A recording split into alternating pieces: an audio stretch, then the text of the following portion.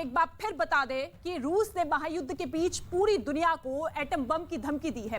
रूस के विदेश मंत्री ने यह कहा है कि तीसरा विश्व युद्ध परमाणु बम से होगा। तीसरा विश्व युद्ध हुआ तो विनाशकारी होगा, यह विदेश मंत्री की तरफ से कहा गया। अमेरिका ने इशारों में यह कहा है कि यूक्रेन को परमाणु ताकत नहीं बनने देंगे, यूक्रेन को परमाणु हथियार नहीं हासिल करने देंगे, यह भी दावा किया गया है रूस की तरफ से। इसके साथ ही हम प्रतिबंधों का सामना करने को तैयार है, जितने भी प्रतिबंध अलग अलग देशों की तरफ से किए जा रहे हैं उसका हम सामना करने को तैयार है। ये रूस के विदेश मंत्री की तरफ से कहा गया है कि अगर ये युद्ध आगे बढ़ता है, अगर खींचता है तो फिर विनाशकारी युद्ध होगा।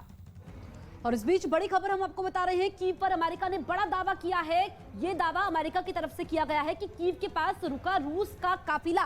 तो ये अमेरिका ने दावा किया है, हर तरफ से घेरने की कोशिश है रूसी सैनिकों की कीव को, राजधानी कीव। और अगर राजधानी कीव पर रूसी सैनिकों का कब्जा हो जाता है तो ये मान लिया जाता है कि जंग जीत ली है। ऐसे में अमेरिका ने यह बड़ा दावा किया है कि कीव के पास रूसी सेना का काफिला रोका गया है। जो कीव में लड़ाके हैं वो यूक्रेन की सेना के लड़ाके रूसी सेना के लड़ाकों से कड़ा मुकाबला कर रहे हैं। ये तस्वीरें आप देखिए, सैटेलाइट के जरिए ये तस्वीरें ली गई हैं। लंबा चौड़ा काफिला, कई किलोमीटर लंबा काफिला है रूसी सेना का, जिसको रोका गया है। ये दावा अमेरिका की तरफ से किया गया है।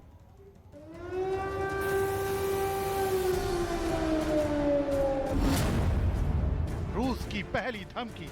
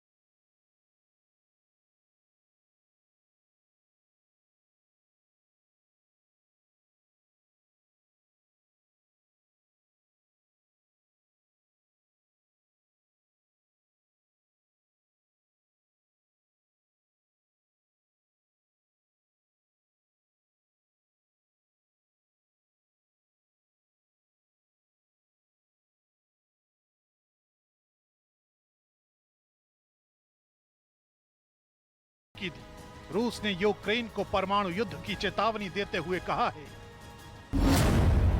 अगर तीसरा विश्व युद्ध हुआ तो ये परमाणु युद्ध होगा, ये बहुत विनाशकारी युद्ध होगा। रूस लगातार यूक्रेन पर मिसाइलें दाग रहा है। यूक्रेन में 15 परमाणु प्लांट हैं। अगर एक ही प्लांट पर हमला होता है तो भीषण तबाही मच जाएगी। रूसी सेना आज ही एनेहोर्दर के पास है परमाणु प्लांट में दाखिल हो चुकी है और इसके पहले रेड आर्मी ने यूक्रेन के चर्नोबिल परमाणु प्लांट को अपने कब्जे में ले लिया था। 26 फरवरी को रूस ने न्यूक्लियर डेटरेंट फोर्स को अलर्ट कर दिया था। 1 मार्च को रूस ने फिर कहा कि यूरोप से परमाणु हथियार हटाए अमेरिका, नहीं तो अंजाम ठीक नहीं होंगे। रूस के विदेश मंत्री ने सीधी चेतावनी दी है और कहा कि तीसरे विश्व युद्ध में परमाणु युद्ध होगा। रूस की चेतावनी साफ है कि कोई सामने आया तो हालात और बिगड़ जाएंगे, इतने बिगड़ जाएंगे कि कोई उसे संभाल नहीं पाएगा।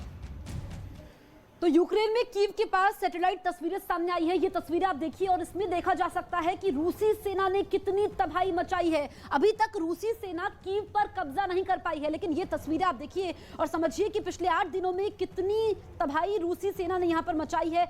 हर तरफ यहाँ पर राख नजर आ रही है और पूरा एक इलाका वीरान नजर आ रहा है, खंडर में तब्दील हो चुका है। ये तस्वीरें सैटेलाइट से ली गई है जिसमें साफ देखा जा सकता है कि पिछले 8 दिनों में रूसी सेना जो कि आतुर है कीव पर कब्जा करने को लेकर के, अभी तक कीव पर कब्जा नहीं किया है, लेकिन ये तस्वीरें पूरी दुनिया को डरा भी रही है। ये आप देखिए, ये सैटेलाइट के जरिए तस्वीरें ली गई है जिसमें कीव के पास की ये तस्वीरें हैं। कीव जो कि यूक्रेन की राजधानी है और इसमें आप समझिए कि ये तस्वीरें कितनी तबाही मचा रही है और पूरी दुनिया ये तनाव को देख रही है।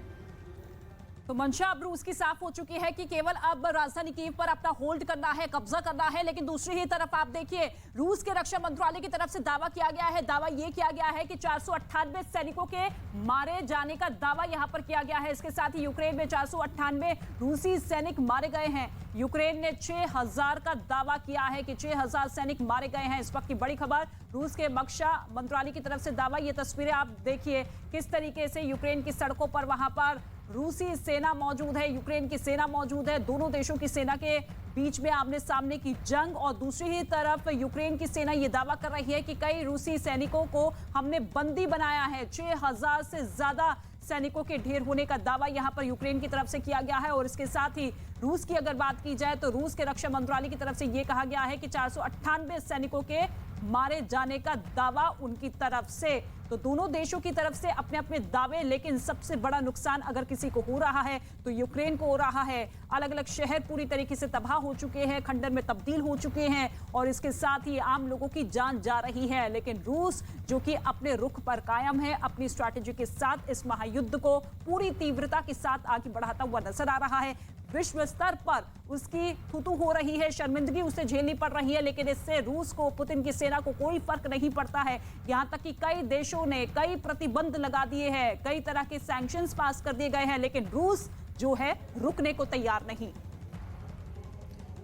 तो आज रूस यूक्रेन युद्ध का 8वां दिन है और हालात इस नतीजे पर पहुंच गए हैं कि रूस के राष्ट्रपति व्लादिमीर पुतिन ने अपनी परमाणु हथियार संभालने वाली सेना को अलर्ट पर रहने के लिए कहा गया है। ये ग्राफिक्स हम आपको दिखा रहे हैं। निशाने पर दरअसल नॉर्थ सी है। अमेरिका ब्रिटेन को ताकत दिखाना चाहता है। रूस इसके जरिए परमाणु हमले के जरिए ताकत दिखाने की कोशिश है। यहाँ पर रूस की परमाणु निशाने पर गैर रिहायशी इलाका है ताकि वहां पर लोग ना रहते हो, लेकिन एक सबक सिखाया जाए न सिर्फ अमेरिका को बल्कि पश्चिमी देशों को भी। नॉर्थ सी अटलांटिक महासागर का वो हिस्सा है जहां पर रूस न्यूक्लियर बम फोड़ सकता है और नॉर्थ सी ब्रिटेन और डेनमार्क के बीच का ये हिस्सा है। नॉर्वे, जर्मनी, दक्षिण नीदरलैंड्स भी नॉर्थ सी से लगे हुए देश है। फ्रांस और बेल्जियम भी नॉर्थ सी से लगे हुए देश है। तो निशाने पर नॉर्थ सी है।